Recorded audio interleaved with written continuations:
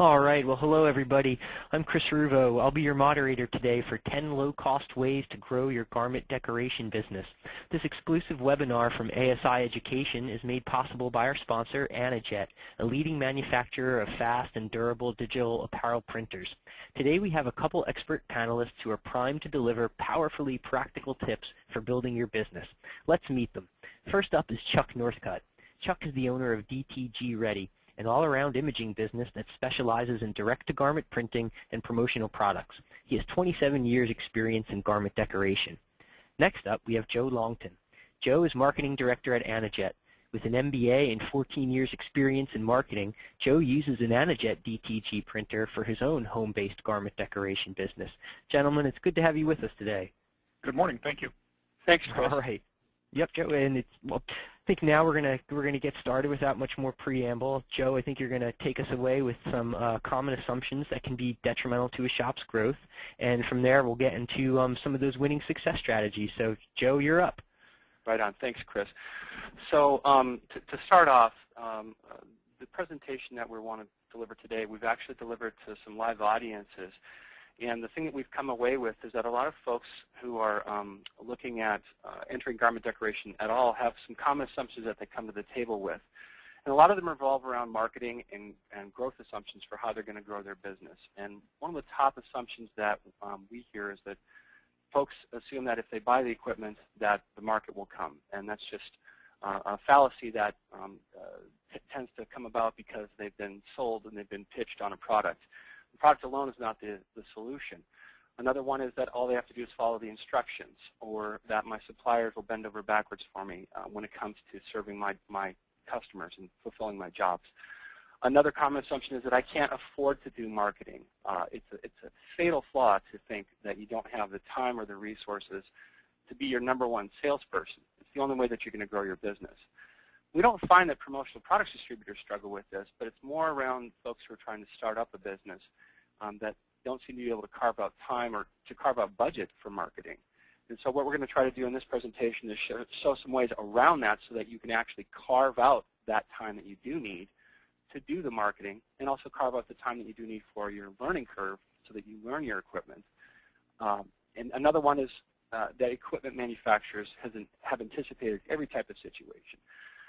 This comes about when customers come to you with a special type of order, or they have a challenging graphic that they want to put on, or they're using an unusual type of substrate or surface that they want to be printing onto. And a lot of times your manufacturer may not have seen this situation, or it may not be a supported solution. So what we're going to try to do is focus on the core and what's actually the core competency of your particular type of garment decoration equipment. There's another assumption out there that other garment decorators are going to steal my business, and this may have even happened to you on occasion. But in general, we think that there's a lot of headroom in the market for garment decoration in general, and that sometimes the person that you perceive as competition may actually be a co-opetition. And the last, one of the most fatal assumptions is that people don't have time for training. We're going to show that training is actually, and knowing your equipment is actually part and parcel of being able to grow your business. So I'm going to move forward. The first thing you want to do, we're going to talk about 5 things that you should be doing right now if you're just launching a business. The first one is to have a good business plan.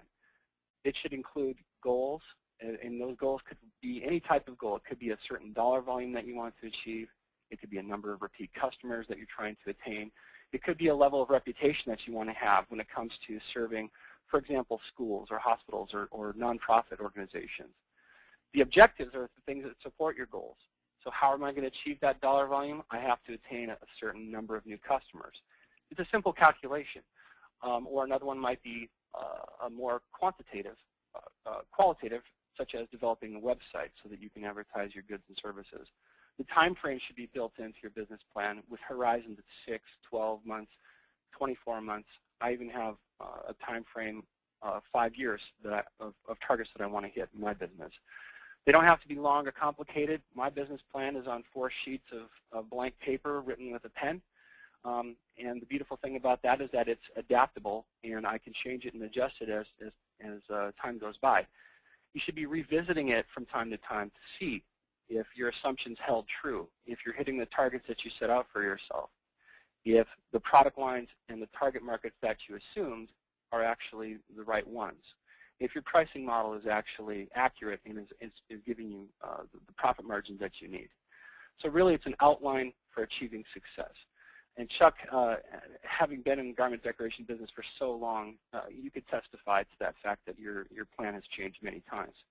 Absolutely. It changes on a continuing basis. One of the reasons that we're still in business after 27 years is we are looking continually at where are we spending our time, where are we making money, and where are we spending our time, and where are we not making money.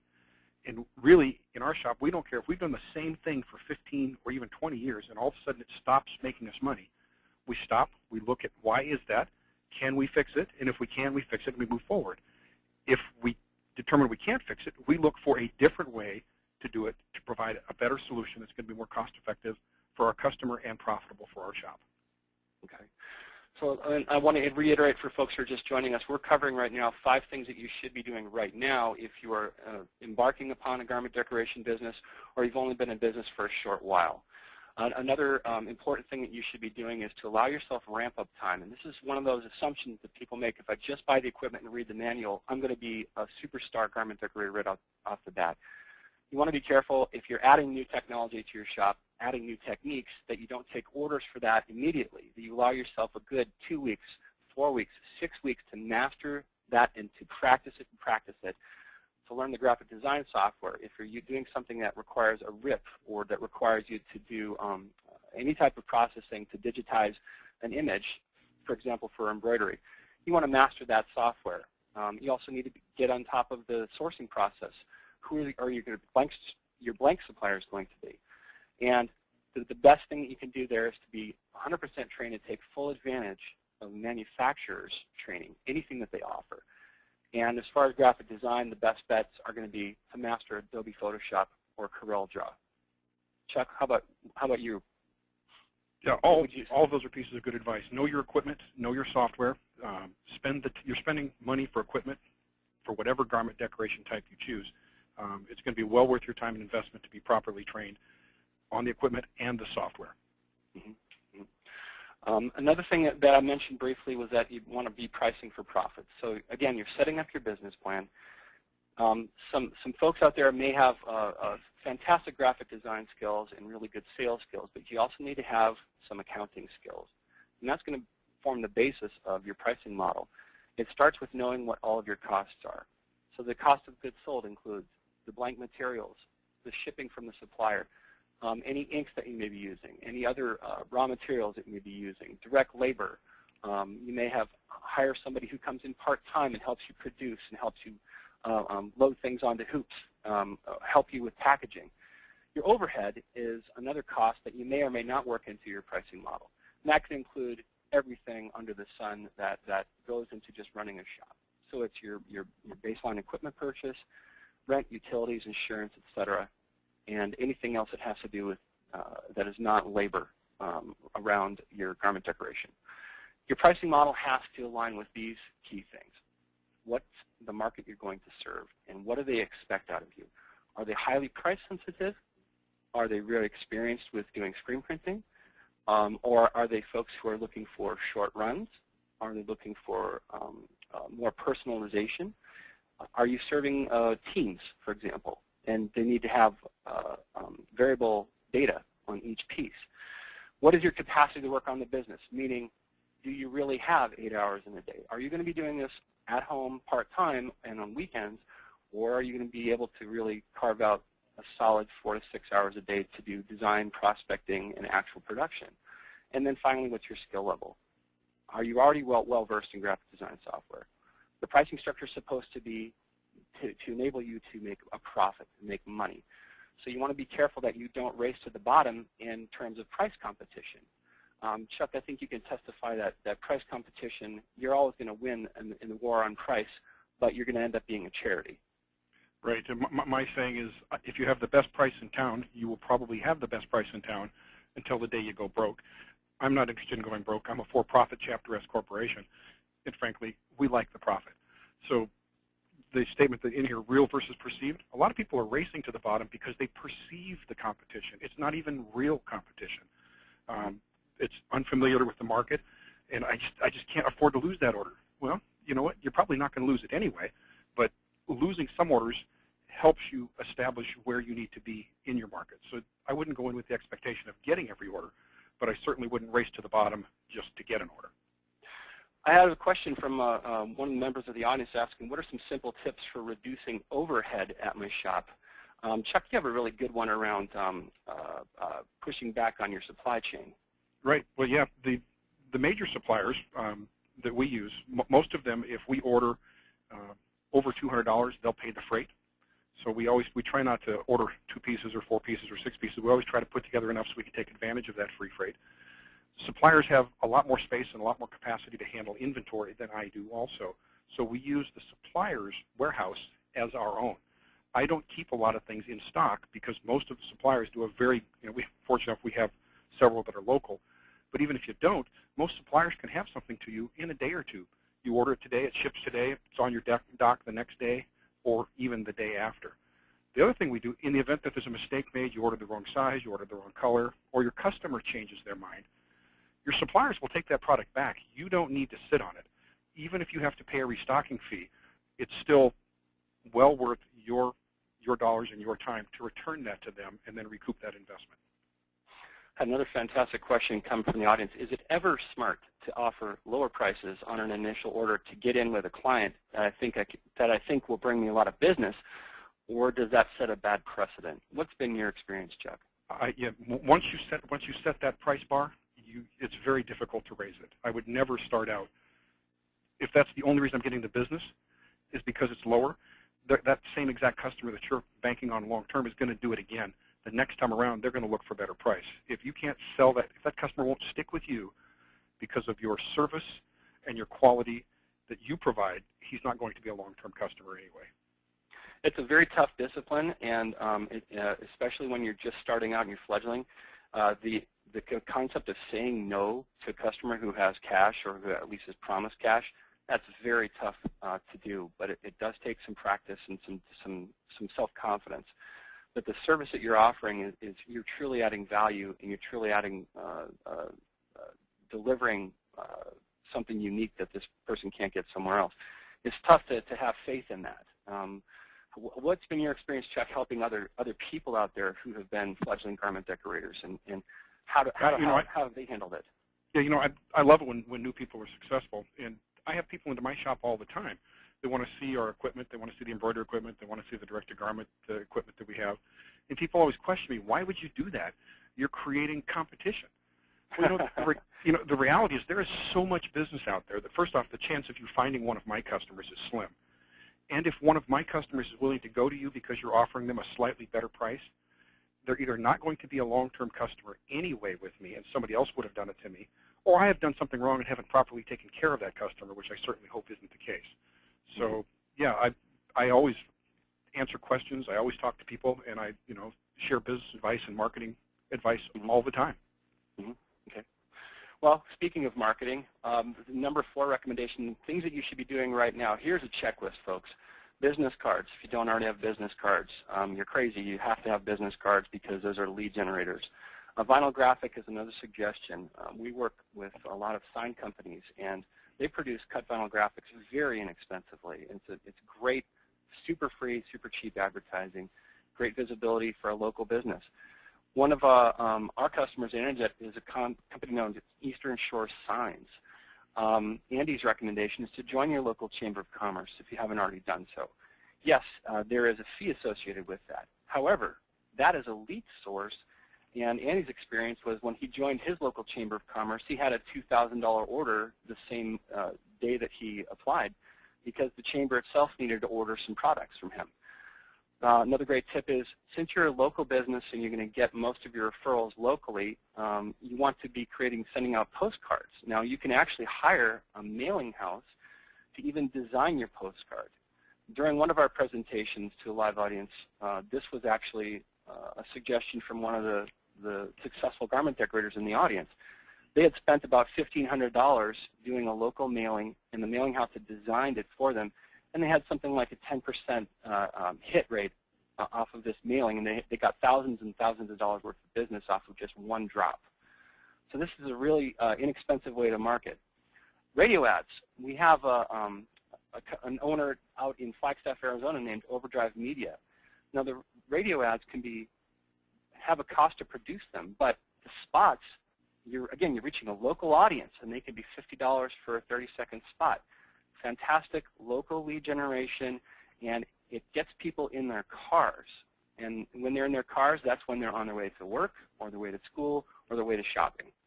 So if you're en route, it's as simple as that. Another one was a joint press release, and this is a company called Engrave IT out in Dubai. They did a joint press release with their manufacturer to bring in some leads. And so they got some online visibility as well as local visibility. Chuck, have you ever done any of these items, or are there other marketing 101 simple things? Yeah, at some point or other in the 27 years, we've probably tried some of all of those, but we are still, it sounds a little old-fashioned, but we're still a big fan of the sales call.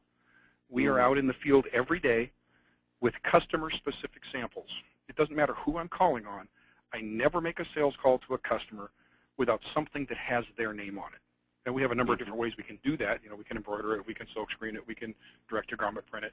But depending on the market we're going after, we track our success rate with sales calls. And when I walk in, instead of saying, hey, I'm Chuck with Creative Motions, I can do these things, when I walk in and say, I'm Chuck with Creative Motions, look what I have done for you, my success rate is 4 times higher. Before we launch into the sampling slide here where we were just segueing to, one good question from outside was, is it worthwhile to join networking groups beyond, say, the Chamber of Commerce? Is that really a good use of time? I'll say in my experience, I pick and choose very carefully the networking groups that I spend time on.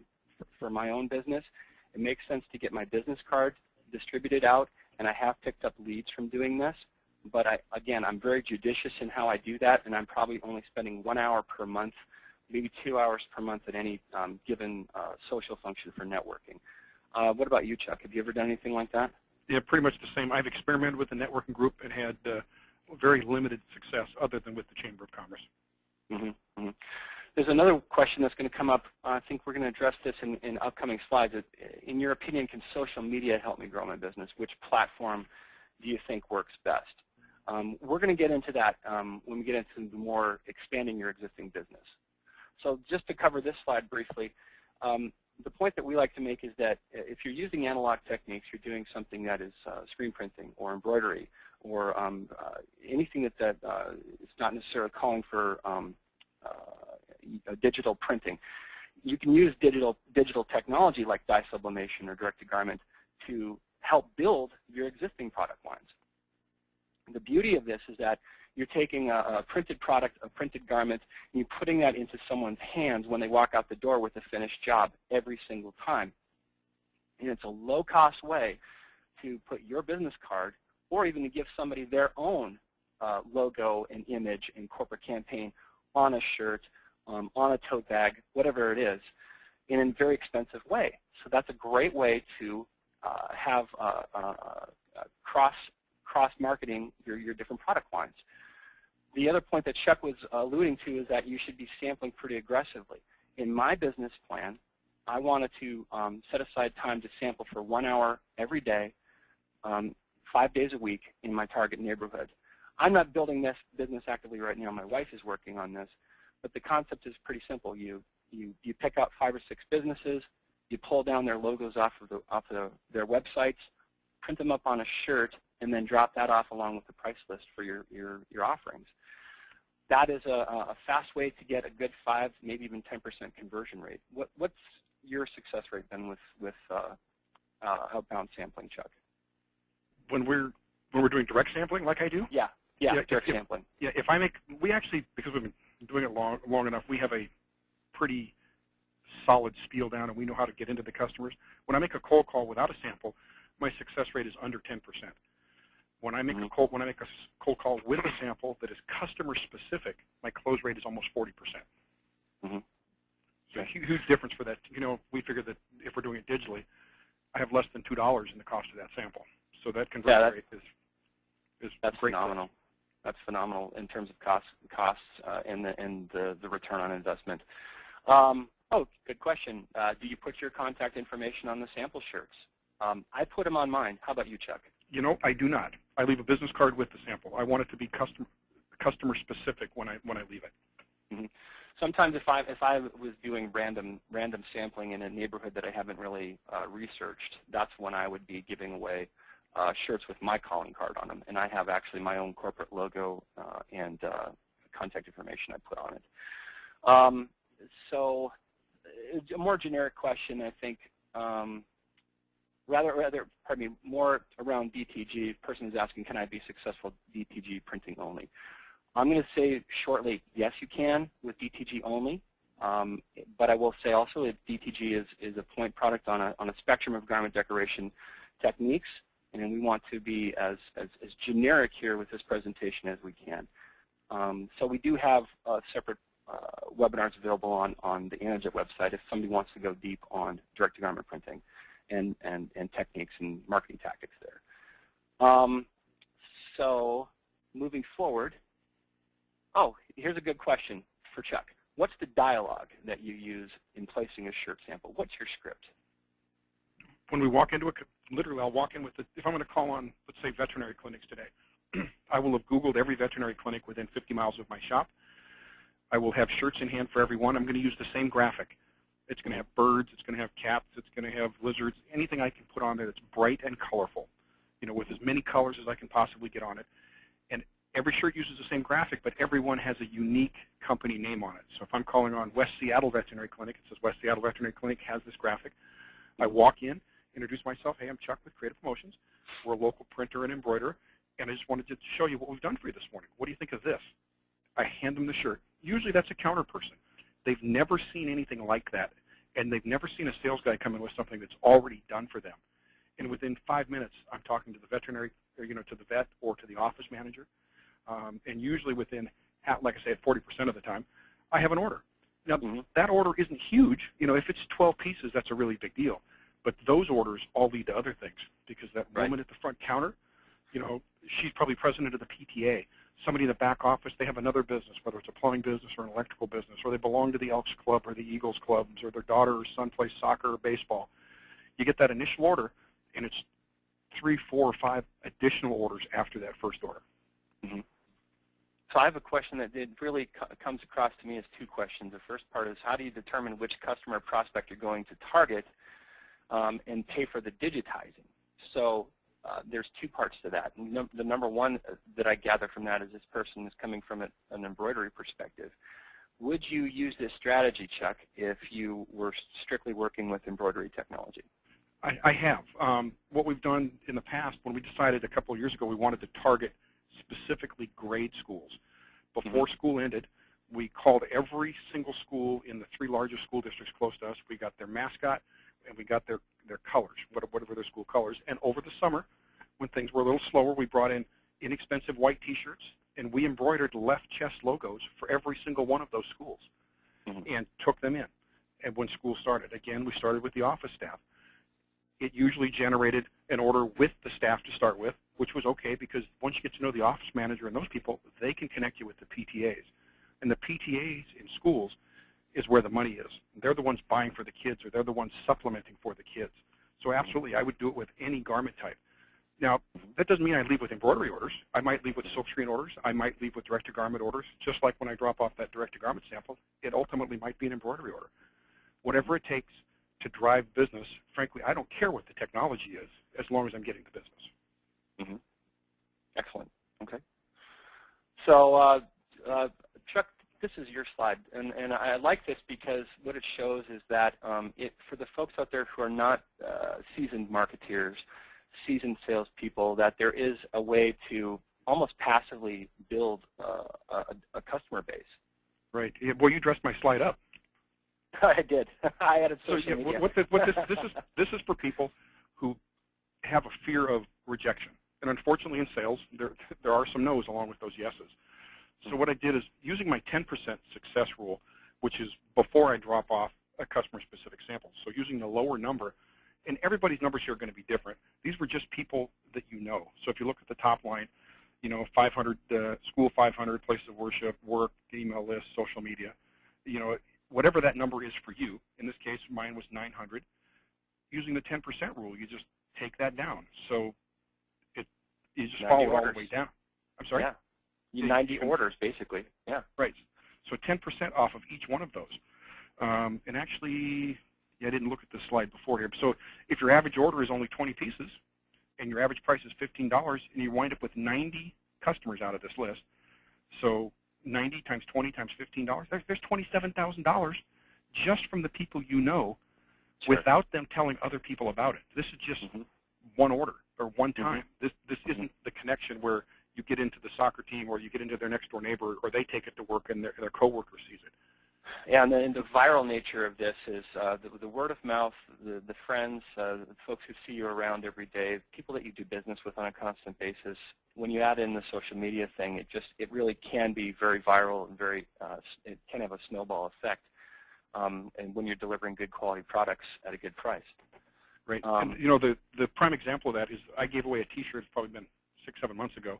I created a T-shirt for a young woman who opened a local coffee stand. One of my vices is I love my morning coffee. So she was just struggling a little bit. She was wearing some just generic one-color silk screen. I did a digital garment print for her, took it in and swapped it. She loved it so much. I said, well, how about a week's worth of coffee instead of paying, you know, my morning latte every morning? Well, that was a great deal for me. You know, one piece, got my coffee. But she actually wound up buying shirts. And because she bought shirts, her boyfriend bought shirts. And then that led to somebody that he knew that was in a fire department. So I got a fire department order. The fire department order led to a school order. Last time I tracked that back, it was up to like 12 orders off of one shirt that I swapped for coffee.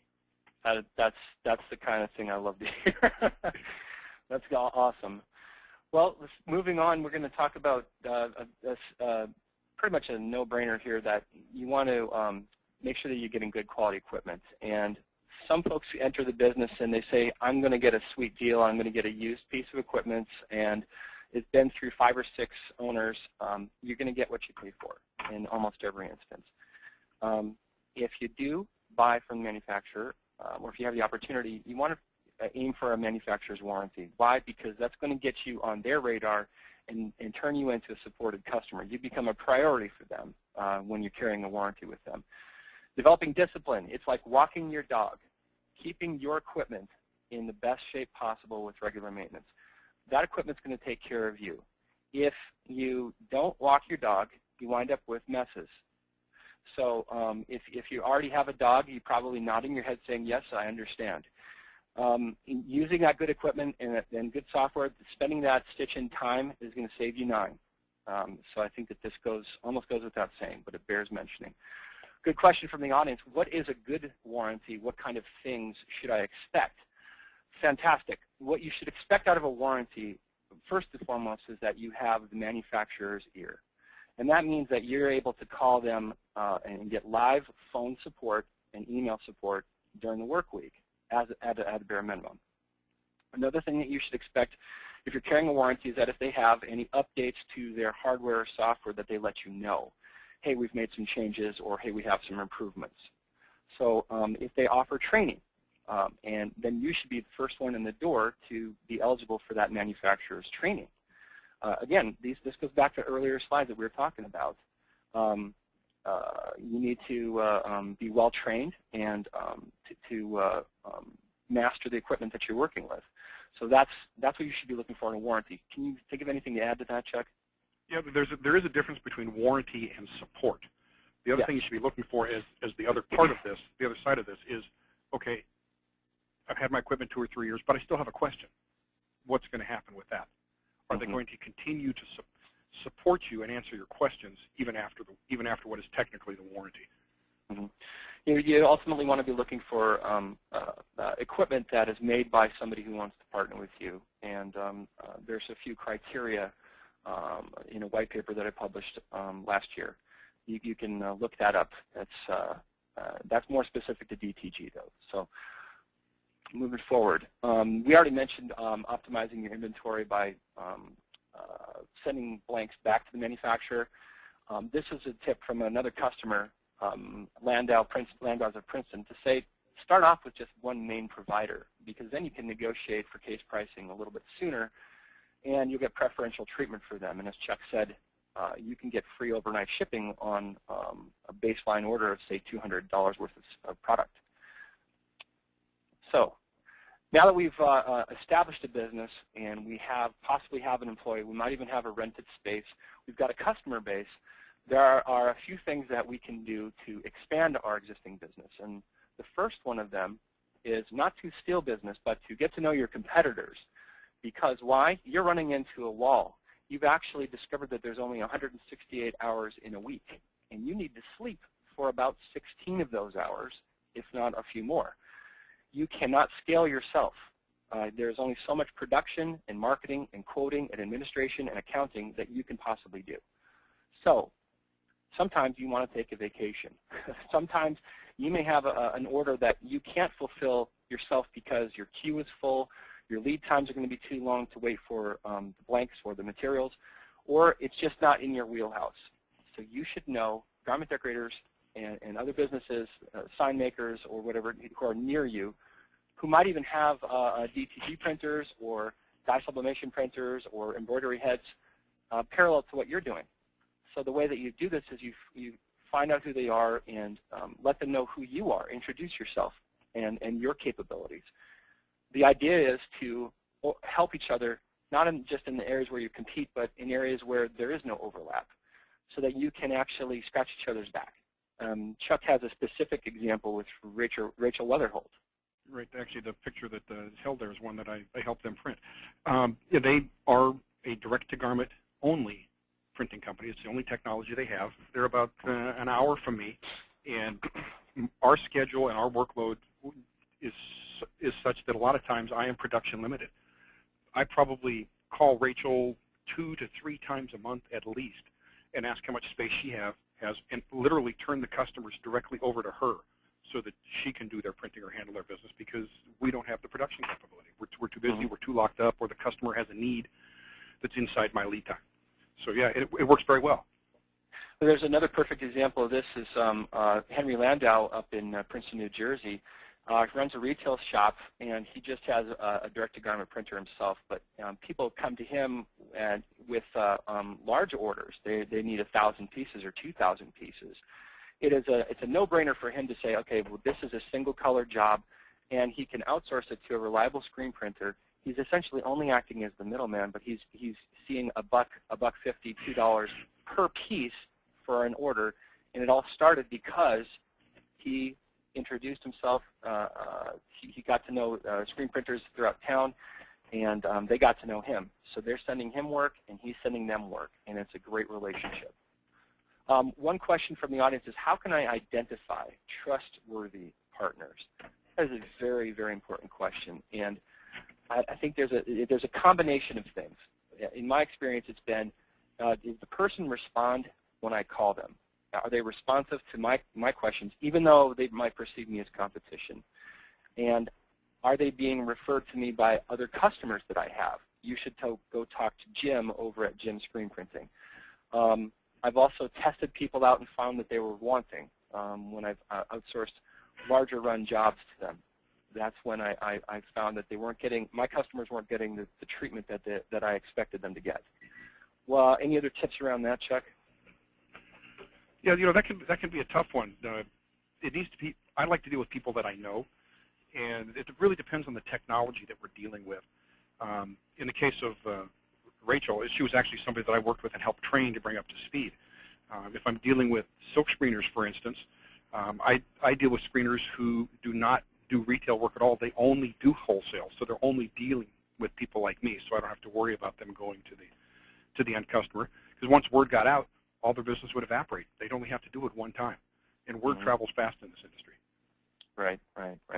So you do have to kind of play it close to the vest when you're outsourcing to a screen printer. Spurring sales through referrals is one of the.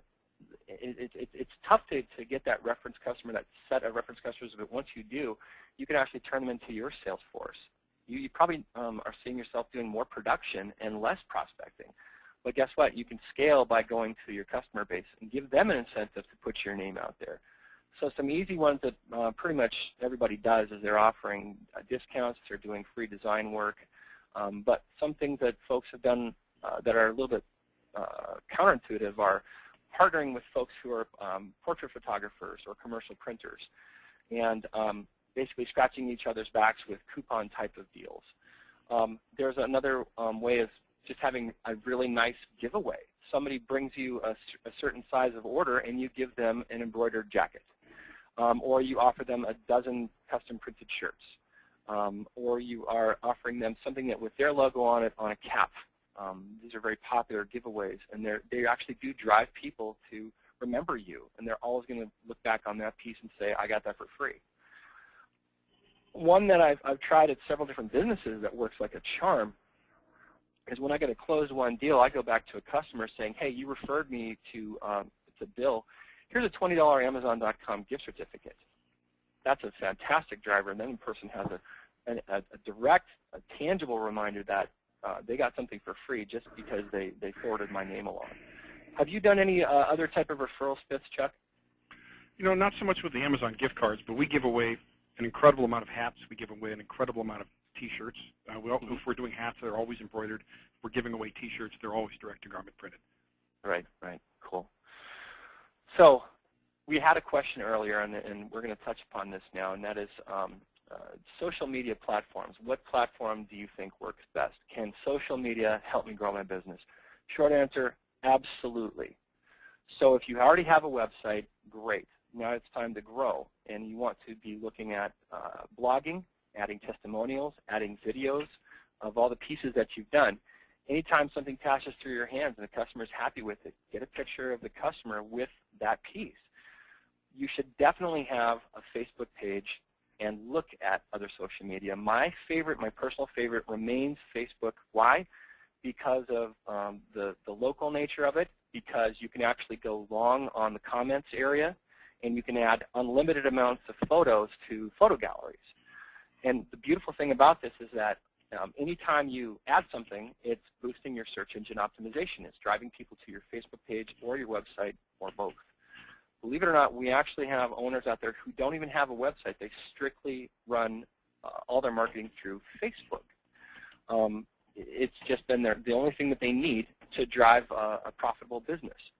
There's a couple of other tips that you could consider, and one of them that some customers do is that they use an electronic newsletter where once a month or once a quarter they send it out to their customer base that tells them events that they're going to be at, relevant information about the type of decoration that they're doing, and et cetera. Now I want to just show you folks very quickly some examples of the power of a Facebook site. This is Color Image Designs based in Lutz, Florida, and they have an all-around sign and imaging business. You can see all the different types of things that they print on, and they just recently rolled out printing onto iPhone cases. So they're doing T-shirts, signs, they're doing cut vinyl lettering, and even doing corporate identity kits for some folks. Here's a question from the audience that says, how do you come up with good blog topics? I'll take this one. For blog topics, it feels sometimes forced that you're trying to manufacture content when you're first starting out.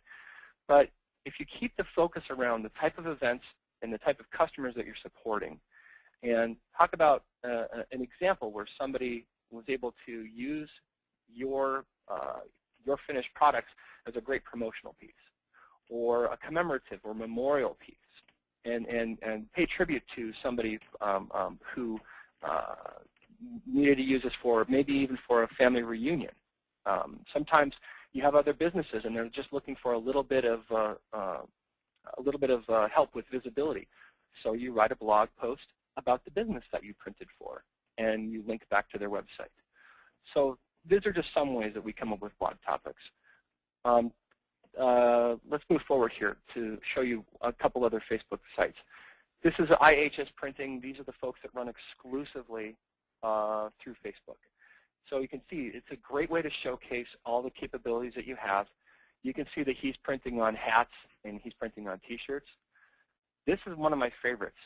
This is it's called the Soul Project. They're based in Laguna Beach, and what they've done is they've targeted certain areas in California where they partner with local artists, and they put their art onto T-shirts, and then the artist gets a commission, and then they donate part of the proceeds back to different charities. So this is one of my favorites.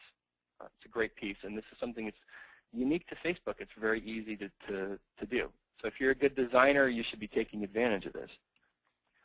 Another last question is around social is, what about using LinkedIn? My perspective on LinkedIn is that it is more of professional B2B, and it doesn't lend itself to the visual medium. So I would tend to not invest a lot of time in LinkedIn if I wanted to grow the top line sales. Now, if I wanted to grow a referral network, that would be a place that I would consider spending time. Chuck, are you doing anything around web other than you have the website? We have the website. I'm moderately active on Twitter. We're just starting for the DTG portion of my business to get active on Facebook. And you're also doing emails to your customer base? Email Constant Contact. Constant Contact. Oh, that's a huge recommendation, folks. If you haven't been using Constant Contact, they've been doing a marketing blitz lately. You really do need to tune into Constant Contact. I've been using it for 4 or 5 years now, and it is really everything that they say it is. It works great, and it protects you from being blacklisted by ISPs, because it will. If you start off with an opt-in list, you won't get blacklisted, and then it also allows one-click opt-out. Going mobile. This is another one that's an odd recommendation for some garment decoration techniques. To take garment decorating equipment that you can actually put into a van, put it in the back of a larger vehicle and put it on the road and go to different types of events, charity fundraisers and 5K, 10K runs. And that's one way to, again, get your local presence out. It's a very low cost. You might pay for the booth one time, but then the second time, if you're successful, they're going to ask you to come back because you're going to be a draw. Chuck, what's your experience been around going mobile? That's exactly my experience. We, in the summertime in Seattle, that's a big portion of our income. If there's a large crowd in Seattle, we probably have a printer there, whether it's a car show, a dog show, a daffodil parade, a soccer tournament. Printing on site and on demand is a huge draw. And as Joe says, especially if it's a venue like a street fair or a car show, we always pay the first time, and the second time when they notice you haven't signed up, they call and ask why you haven't signed up. Say, well, I've got a couple other events. Last year you charged me $50 for the booth. You put me next to the stinky hot dog vendor. I didn't like that. And they say, oh, well, how about if we give you a better spot, and if we waive the fee, would you be willing to donate a T-shirt for a door prize? Yeah, absolutely. So I never pay the second time. Now, you've done other things that you haven't been using a direct-to-garment printer. You've done art walks. Isn't that right? Actually, even my art walks were done with a direct-to-garment printer. For going mobile, we have the ability to take our embroidery machines mobile. I've never done it. I know a lot of people who do that in specialty markets like horse shows and things especially, and they do very, very well. Because of the portability, we've chosen to tackle that aspect of our business with DTG. So can you charge more? Question from the audience. Can you charge more than you normally would when doing on-the-spot decoration at these types of events? Absolutely. What kind of a markup are you getting? If I'm at a car show and I printed a picture of your car, or I'm at a soccer tournament, I just printed a picture of your child on a T-shirt, I'm going to get $20 for a white T-shirt with that photo on the front. Right. Anytime I touch it, again, if you want me to put something on the back, another $5. You want me to add a name, another $5. We've done $30 and $40 white T-shirts at shows. Yeah, there is an article. This is for real. We did have one person tells a story all the time of how she's going from fair to fair. She has a mobile setup, and she's doing signs, cut vinyl lettering. She's doing T-shirt printing, and I think she's moving into dye sublimation too. But a person comes up and picks off graphics off of a display board and says, I want this, this, this, and this. I want my name on this black T-shirt. How much is that going to cost? And she said, this is Susan Asplund. She said, it's going to be $55. And the guy said, can I pay you now? And he took out his money, and he wanted to pay her before he even had the shirt in his hand. Because it's personalization. It's one of a kind at a specific event, and that circumstance will never arise again. So they perceive, your end customers perceive extremely high value from something that is printed or otherwise decorated on the spot for them. Very high value. Here's some types of events. I think, Chuck, you've done most of these. I haven't ventured out there into the field yet. I know Sue Asplin has done most of these as well. There may even be other types of venues that aren't even listed here, but this is such a gigantic list to start from. And if you aren't already plugged into your community, again, you're building a local garment decoration business. The way you're going to build, first and foremost, is the people that you see and greet every day at these types of events. So if you're not out in the field prospecting, dropping off your business card, getting samples out, then you need to be sponsoring booths at these events to get started. So moving forward, again, we've been suggesting a lot of different tips, and this one is a little bit more advanced or high level, and that is to not restrict your business models to just one mode, meaning I'm going to be doing bespoke, ad hoc, custom garment decorating, and that's all I'm going to do. Or if you launch from the other direction, I have 5 or 6 cool designs, and I'm going to launch a branded apparel business. Doing either one of these can be very successful, but this is an example of a company that's done both. The sole project is also side by side with Print Laguna Beach, and it's both are run by Don and Summer Meek. Print is focused on doing custom printing for garments and accessories, and they're getting a lot of their business from walk-ins and referrals, and they're a strictly local business. The Soul Project is a higher concept that is about, as we showed before, featuring local artists in key communities around the country and taking their artwork and putting them onto shirts and hoodies and tank tops, and they're selling that high retail. I'm talking $25, $32 on e-commerce, and they're selling it, and they're making money hand over fist.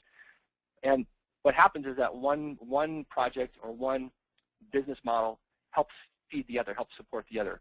So if the queue is full on the one, then they can tone down the production on the other. And if the one gets a little bit dry, then they can put more effort and emphasis into the other business. And they've been very successful with this. Chuck, you're an example of a person who's probably had several different modes at one given time. Yeah, you have to be flexible. I mean, you have to, it's like we said before, we can do the same thing over and over again, and if it stops working, we stop doing it. You have to constantly be monitoring what you're doing, because you have to constantly stay up on your training, and you have to constantly be on the lookout for what's next in the pipeline. Mm-hmm. So a question comes in, I've read that you need to have a target audience to be successful, but what if I have several? How do I determine what my audience should be? Well, targeting. Yeah, if you have more than one target audience, that's a plus, not a minus. Yeah. How would you determine where you spend your efforts, I think is the question. I'd probably look at the size of the average customer in the market that I was going after. Are there 100 of these potential customers, and each of them has the potential to give me, one order a month? Or are there 1,000 potential customers, and they each have then a potential to give me one order a month? I would definitely tackle the market that I felt had the most potential first, but I would not forget those other markets. Mm-hmm. Mm-hmm. Another question that comes in, it has to do with the mobile issue. How do you move the equipment? What type of carts could you use? The DTG specific, how dependable is DTG equipment in the field? And that one's for you, Chuck. Sure. We're using, when we travel, the printers we're taking weigh 80 pounds. You can easily lift them. Because of the shape, we do carry them with 2 people. They go through standard doorways. We clean it. We empty the tanks. We make sure the print head and the table are held in place. And we put it in the back of a minivan surrounded by 6-foot-long plastic tables, 10 by 10 pop-ups, and our sign and boxes of shirts. And off we go. Now, I wouldn't want to drop this printer, and I certainly wouldn't want to go down a mountain road that hadn't been paved in 100 years, but typically we're going within 50 miles, and it travels very well. On the road, we found them to be very, very reliable because we're busy printing all day. The printer never has a chance to sit and stop. And DTG printers are one of those pieces of equipment that they work better the more you use them. And we're using it all day long, so it's really never been an issue for us. And I would add that if you're looking at a small format dye sublimation printer, you can expect a similar type of behavior and similar type of portability. There's some pretty good dye sub printers out there that are inexpensive that you can take on the road with you as well. But we, obviously we're a little bit biased towards DTG, but your profit margins and your form factors and the portability of that product, a printed T-shirt, is just it's outstanding, and it's like a billboard almost. Right. And it's quick. The reason we're doing that, and one of the other reasons we're doing that instead of embroidery, is because I can turn the product at a much quicker rate, because I don't get paid until I'm done. So I want to be done with your order so I can be moving on to the next order so I can get paid again. Right, right. So I wanted to encourage folks before we wrap this up, if you have any other questions, please do put it into the console of your webinar. The last final words here, I'll start this off and then invite Chuck to add any concluding thoughts. The first one is to start with a plan. As I said, if you have a good marketing plan, even if you have an existing business, you're looking to expand. Well, if you're going to expand, who's your target market, what's the technology, and what's your core competency and your ability to focus on that new technology? Do you have the skills, or do you need to allow yourself ramp-up time with that new technology? What's your cost basis going to be by expanding with a new product line or to a new target market? Are you going to be able to price for profit? These are all critical things that should be baked into your basic plan, whether it's just scratched out on a few sheets of legal pad or you sit down and type it out in some type of template software. It really is critical to have a plan. You need to do marketing and training. So marketing, first and foremost, is you have your basics covered. And if you aren't already looking at social media, I would strongly emphasize you look at Facebook, because it's going to help you showcase the types of products that you're able to do, and it's going to give you that viral and local growth factor. Training is critical. We've hit that one enough. And finally, around taking care of your equipment so that it will take care of you. It's like walking the dog. And if you don't walk your dog every day, you wind up with messes. So the daily chores, the administration, even the sampling and the sales work should just be part and parcel of that discipline that you do every single day. Anything that you would like to add in conclusion, Chuck? Nope, you did a great job. You hit them all. Okay. All right, guys. Well, thanks so much. This is Chris with ASI. Just jumping back in. Just anything else that you guys want to add, or any final takeaway, final one key takeaway maybe for everybody? Go ahead, Chuck. Yeah, for me, the key to our success, we have equipment. The equipment we bought it's tools, and if the tool is sitting around not working, it's really hard to make money. Our success has been in our ability to get out in front of the customers and show them what we do. You have to be in front of the customer. True. All right, excellent. And Joe, anything on your end? I'd say that when you're thinking about expanding your business and you're going to partner with a vendor, I want you to look very closely at the support and look at the training, look at the level of support, and look at costs of things such as replacement parts. Don't just look at the cost of acquisition. Look at the total cost of ownership. So, for example, if you were to look at a dye sublimation or direct-to-garment printing, you're looking at the cost of not just a printer, but the inks and the cleaning solution and everything that goes along with it. What's it cost to own this for a period of 3 years? So that's what you should be baking into your plan, not just your overhead cost of buying a piece of production equipment. All right, excellent. Well, I think that's really sound advice from both of you. Unfortunately, it's all we have time for today. So we just want to thank everybody for listening in. We hope you've learned some strategies that will help you grow your business.